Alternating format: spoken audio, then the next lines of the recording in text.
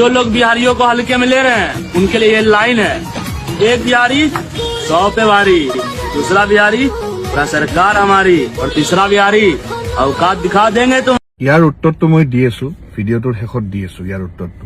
তাৰ আগত এটা ইম্পৰ্টেণ্ট কথা আপোনালোকৰ লগত ডিছকাছ কৰো।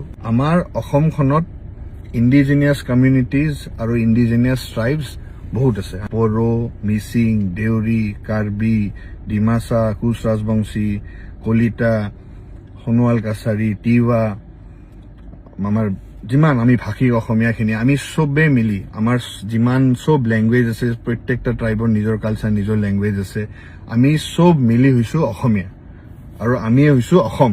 মোৰ এটা কথা আপোনালোকক মই সুধো যে প্ৰত্যেক 5 বছৰৰ পিছত যে মিনিষ্ট্ৰী ফৰ্ম হয়, যিমান কেইজন মানে আপোনাৰ এছাইন কৰা হয় যে অমুক এইটো মিনিষ্টাৰ, এইটো মিনিষ্টাৰ, এইটো মিনিষ্টাৰ, যিমান মই ক'লো ট্ৰাইবছ আছে, যিমান কমিউনিটিজ আছে, এই ট্ৰাইবছবোৰ বা এই কমিউনিটিজবোৰৰ মানুহখিনিক প্ৰিফাৰেঞ্চ দিব লাগে ফাৰ্ষ্ট নে অনা অসমীয়াক দিব লাগে? অসমত বহুত সম্প্ৰদায়ৰ মানুহ থাকে, কিন্তু অসমখনত প্ৰথম প্ৰিফাৰেঞ্চ, প্ৰথম অধিকাৰ হ'ব লাগে ইণ্ডিজিনিয়াছ মানুহখিনিৰ।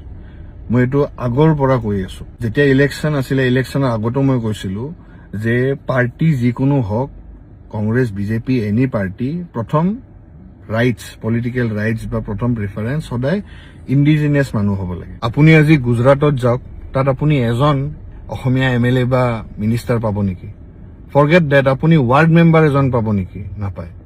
গুজৰাট বহুত দূৰত গুচি গলো, ওচৰতে আহক, বিহাৰত পাব আপুনি, ৱেষ্ট বেংগলত আছে এজন অসমীয়া মিনিষ্টাৰ। আৰু চাওক, দুই এজনে বেয়া পায় যে মই নিজৰ জাতিৰ কাৰণে মাত মাতো, মই নিজৰ মানুহখিনিৰ কাৰণে কওঁ, কিন্তু কথাটো হ'ল নিজৰ মানুহখিনিৰ কাৰণে ক'লে বা নিজৰ জাতিটোৰ কাৰণে মাত মাতিলে ইট ডাজন্ট মিন যে মই বেলেগ মানুহক ডিছৰেছপেক্ট কৰি আছো।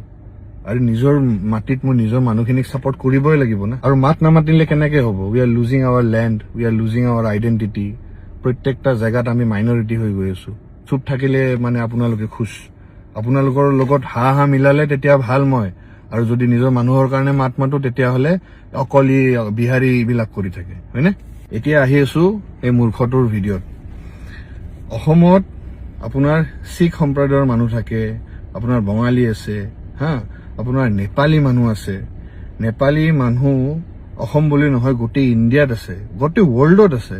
আজিলৈকে আপোনালোকে শুনিছেনে যে নেপালী মানুহবিলাকে কাজিয়া কৰিছে? অসমত শিখ সম্প্ৰদায়ৰ মানুহে কেতিয়াবা কাজিয়া লাগিছে নেকি কোনোবাৰ লগত? নেপালী মানুহে কেতিয়াবা লাগিছে অসমীয়াৰ লগত? কেতিয়াবা শুনিছে নেপালী মানুহে ধৰি অসমীয়াক মাতিছে, এইটো কৰিছে, সেইটো কৰিছে?